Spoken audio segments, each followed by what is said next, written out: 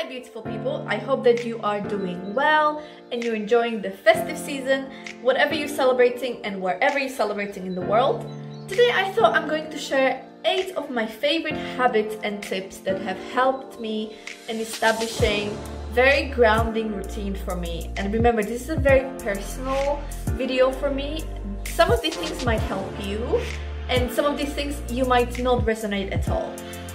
So please keep in mind that it's a personal video for me, and again I want to bring the attention to my overall intention of this channel, which is to, and for you and for me, to really align to myself. What is the truest version of myself and what do I want to represent in the world?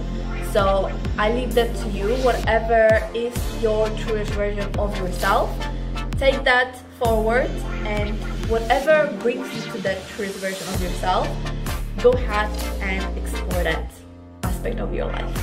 Thank you guys so much. If you like this video, please give it a like, and if you would like to support my channel, please subscribe. And let's jump right into it. So the first habit that I would like to start with is having a meditation practice. Whether you're using an app like Calm or other meditation app available, whether you are just setting a timer or you like using some kind of guided meditation, it's really up to you. Meditation really helps me first thing in the morning.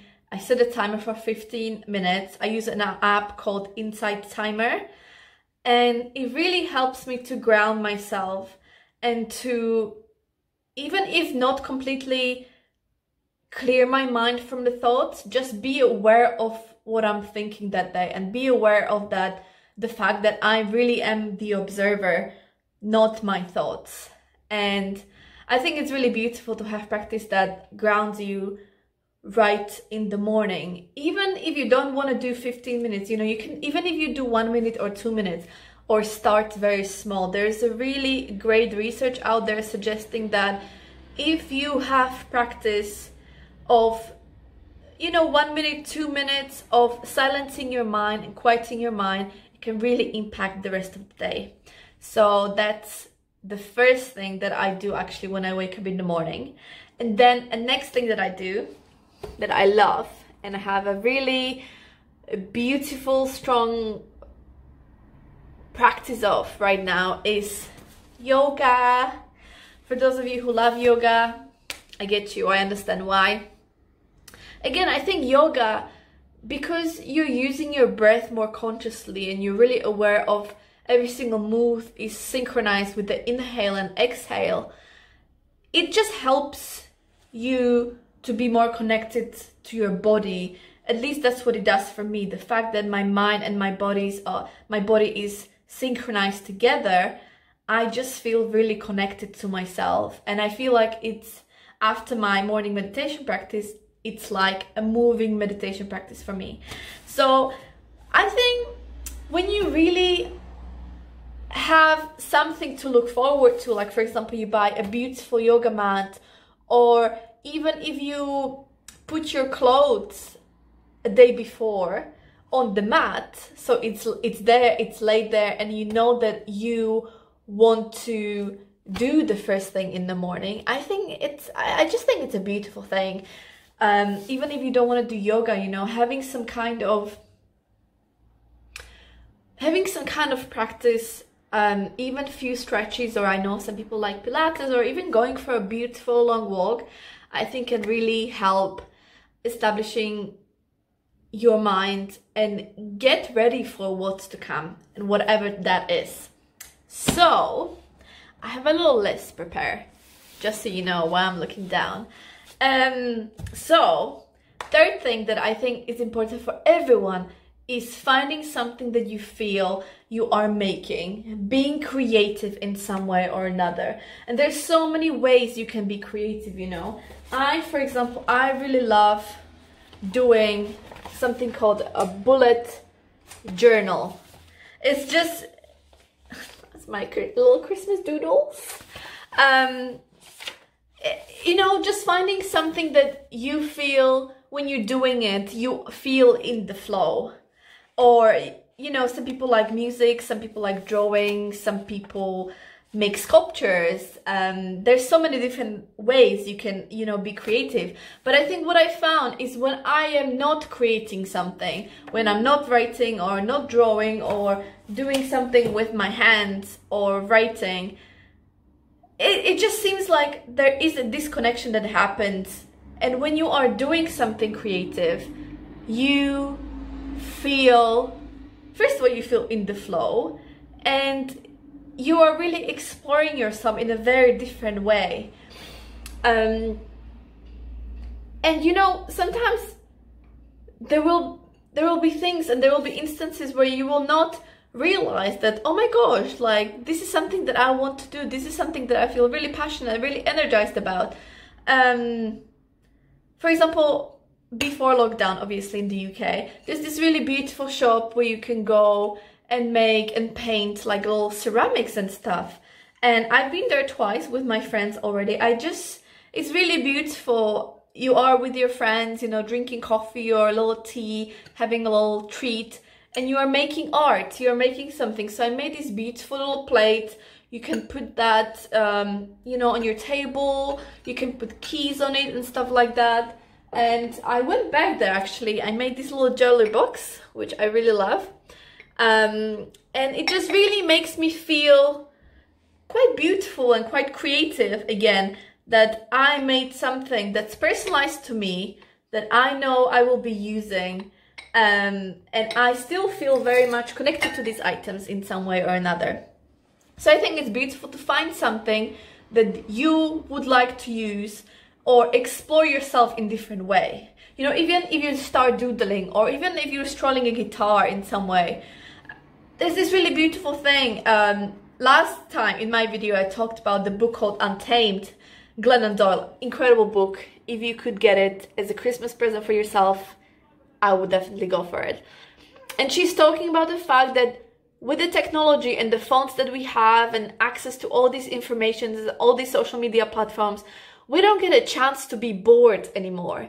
And if you're not bored, sometimes, you know, it's the most natural thing that you feel like, what am I gonna do? What should I do with myself? You usually pick up things that you are passionate about, or you start strolling on a guitar, you start doing a little bit of drawing, and then you realize that it energizes you and you want to build on that. And I just think it's really important to find space for these things, especially when we are in a constant 24/7 stimulation mode, where if you are bored, you can just, you know, open YouTube or Netflix and just put something on just because. It doesn't really have to be anything that makes you feel energized or passionate in some way. So I think it's really important to start making space for boredom or creativity, if that's what you would like to call it.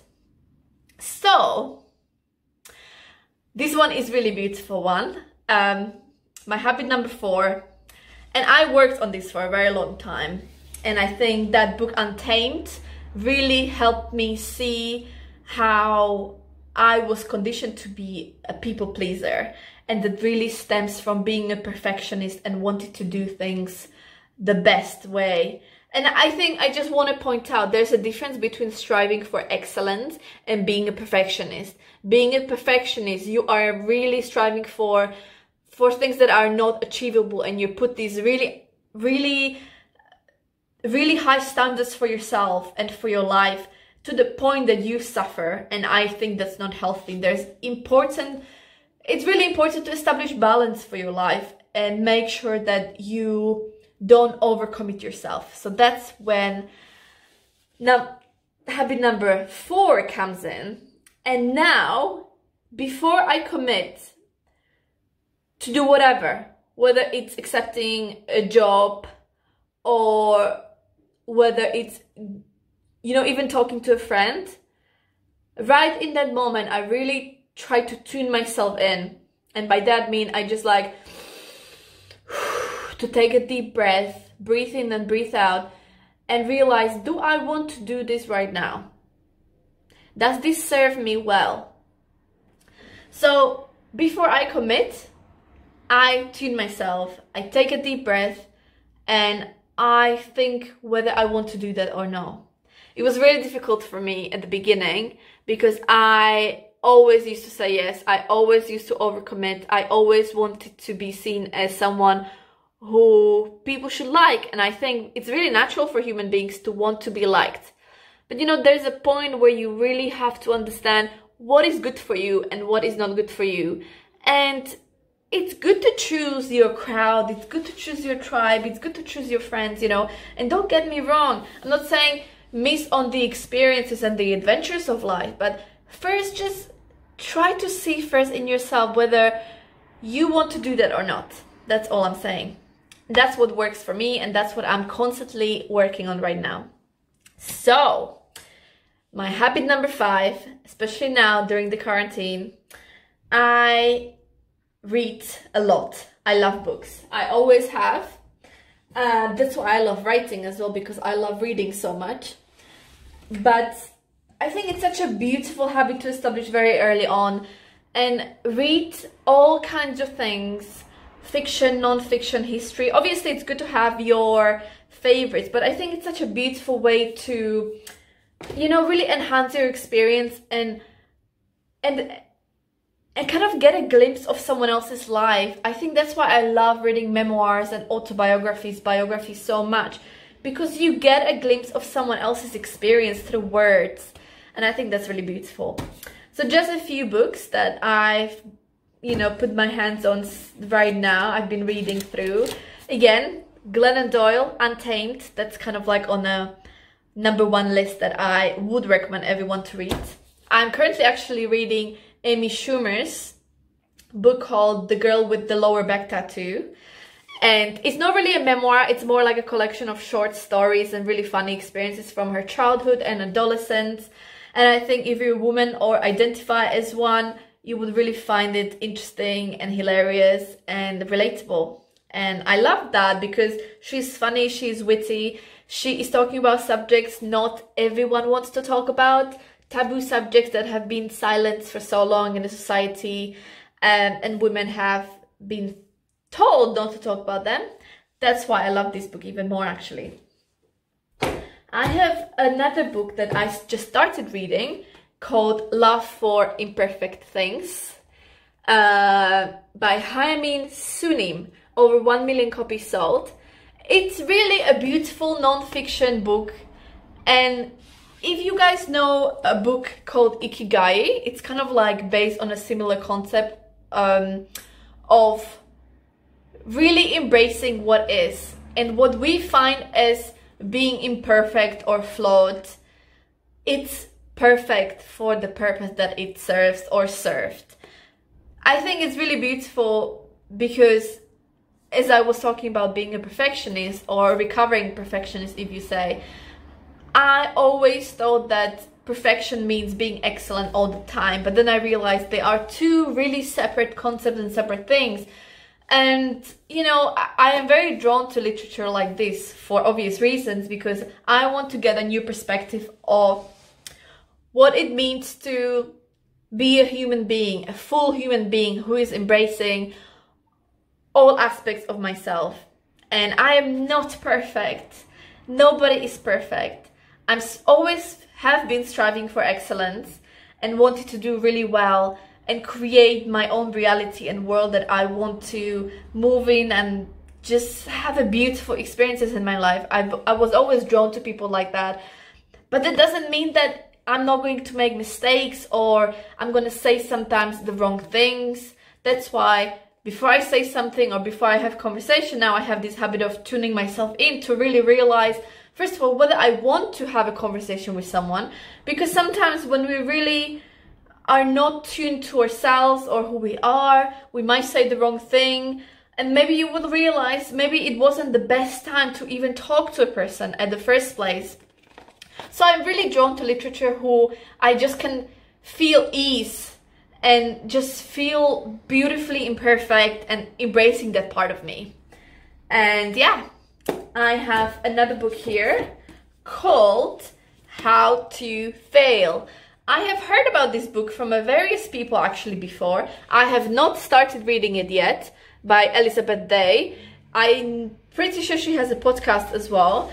If you guys have read this book, please comment down below if you have liked it. Please don't spoil it for me yet.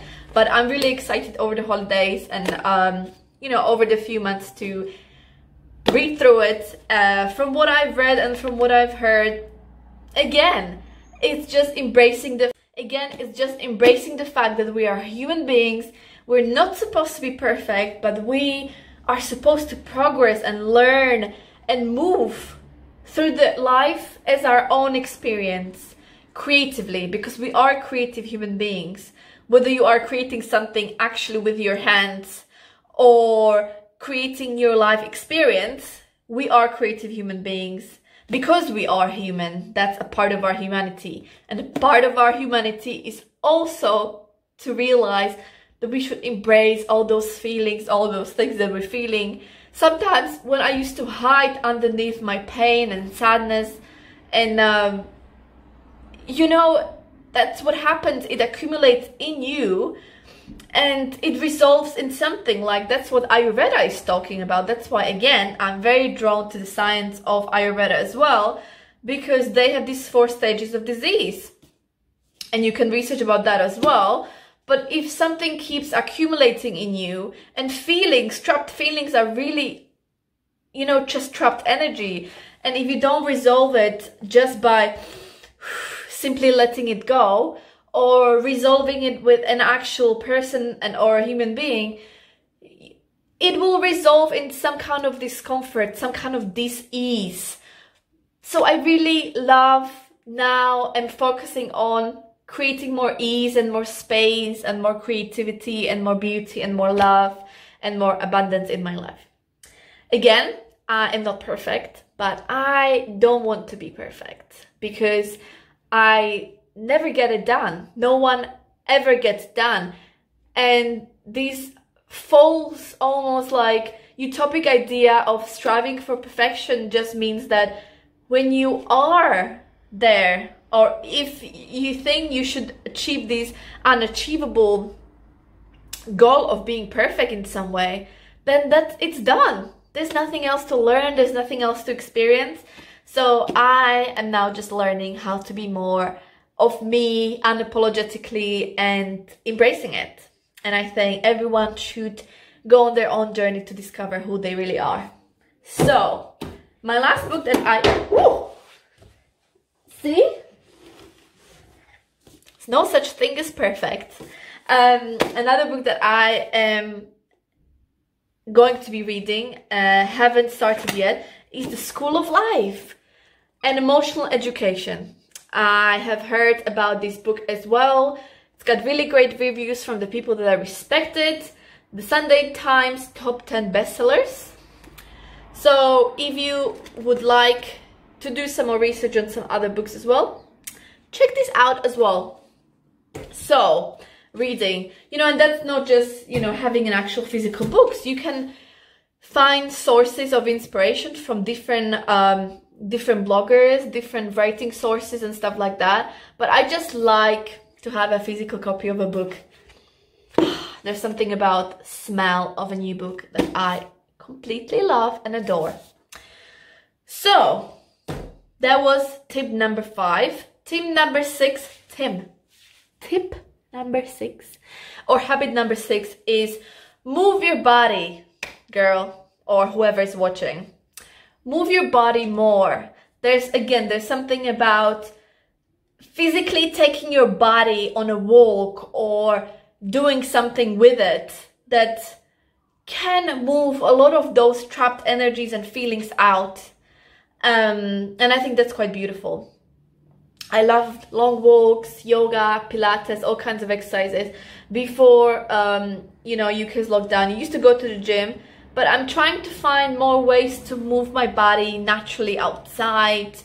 Even inside, you know, you can create a beautiful workout, or there's so many beautiful YouTubers, inspiration, fitness instructors who you can follow.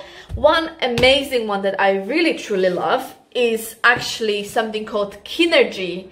Kinergy is like an integrated, I wouldn't even call it workout. You get a workout, but it's almost like a moving meditation practice again, almost like a dance routine. And Julian Hoff is the founder of Kinergy, of this beautiful movement routine, if you want to call it.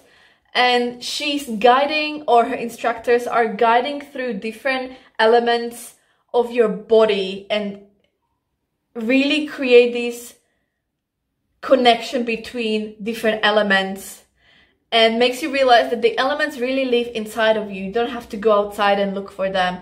So she's walking through the water and the earth, and water, earth, fire, wind, all the elements. Please check her out. She's amazing. I feel like she is my Kinergy kindred spirit. Even though I don't know her, I feel like we have a lot in common in some way. So yeah, find a way to move your body. Find a way to make yourself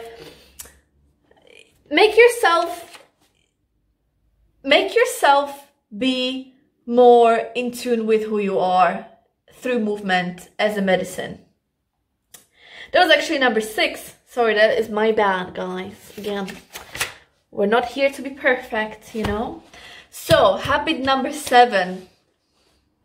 I love this so much because, again, it's near and dear to my heart. Try to make your food from scratch, sometimes, at least. You can give yourself a little inspiration, or I would call it challenge yourself, but the word challenge itself isn't really pleasing sometimes, I feel like. Resolution, at least twice a week, try to make things from scratch. And I think what really works, especially for me, especially when you're trying to have very healthy lifestyle and eat a lot of whole foods most of the time, is be prepared. Stack your pantry with things like perishable goods, non-perishable goods, you know. Put them in the jars so you know they're available, and when you're running low, you can always go and stock it up. I live, and I'm very lucky to live in an area where we have lots of these zero-waste shops where you can just go, open your jar, put some quinoa in there. So I've got some quinoa here. Then I've got some beautiful pasta. This one is made from green pea pasta. This one is a brown rice pasta. Again, you know, I just reused the jars that I have. I washed them and just reused them for these beautiful purposes. So yeah, pasta, I think it's great because that's a staple that you have already in your house. And if you have to go and buy a few vegetables, you can do that. And then you're not drawn to maybe ordering stuff always outside. If that's something you do, maybe you don't. But I just think it's beautiful. There's a process that goes into making your own food, which can be very satisfying. Definitely satisfying for me. And you know, then it's the same thing for pulses. I think pulses are such a beautiful addition to anyone's diet. Whether you are more into red lentils or actual green lentils, or you know, any other beans, any other pulses, I think they're a really good addition into your pantry because you can be prepared. So bulks, you know, like spices and pasta and pulses, quinoa, grains, rice, all of these things you can purchase before. And then if you feel like you don't have anything in your house, you do. So that's my tip number 7. And my last tip in this video, tip and more of a habit. This is really a video for myself also, to go back to and to come back to when I do feel I have lost track a little bit. Because again, I'm not perfect. Drink more water. And I'm all about making things easier for me. That's why I was talking about a yoga mat in the morning, you know, laying the clothes for yourself so your body and your mind can be drawn to that first thing that you wake up. And that's the same thing with water bottle, you know. You can buy a water bottle, reusable water bottle, or maybe you already have. But I think if you always have water bottle with you and you fill it up, you will be in the habit of drinking water all the time. And that's the same thing, especially in this season. I drink a lot of tea. I love tea, all kinds of teas. I'm going to show you some of my favorite ones. But get yourself a little reusable coffee mug or coffee cup, you know. I know that now some of the coffee shops actually don't accept reusable coffee cups because of the safety reasons. But you know, even when you're at home and you want to make yourself a delicious cup of coffee or chai or a regular tea, I think it's beautiful to have that as well. Or you might have your favorite mug, which you can use as well. So go ahead. But this is one of my favorite ones. So, when it comes to tea, I love using all kinds of herbs and spices to make my own. This one is kind of like a mix for my dosha, which is Vata. And again, Ayurvedic practice that you can look up in. You can look it up and see what dosha are you. This is just a mix of coriander, cumin, fennel seeds, some beautiful cinnamon, and some other herbs that are just really warming and start anise and helping me throughout the day to feel warm inside, because one of the characteristics of Vata dosha is feeling cold most of the time. So I'm trying to now avoid cold foods, cold salads, and try to opt for more warming spices, dals, curries, things that make me warm, fuzzy inside, more oily food. But definitely look it up. I definitely recommend that. And again, I do have you know, regular tea bags as well, like puka, which I love. But you know, if you have a strainer at home, you can make a big batch of warm tea for the day, and then you can just drink it as you go. Or you can even put your tea in a reusable water bottle like this. So another, I think, beautiful things that you can do is purchase a loose spices or loose tea or loose herbs and just make tea as you go. So some of my favorite one, actually, before I go to sleep, I make this concoction of chamomile tea. So these are chamomile herbs, some rose petals, and some lavender. And it's just the most beautiful, dreamy combination. And I put a little bit of honey there, some local honey.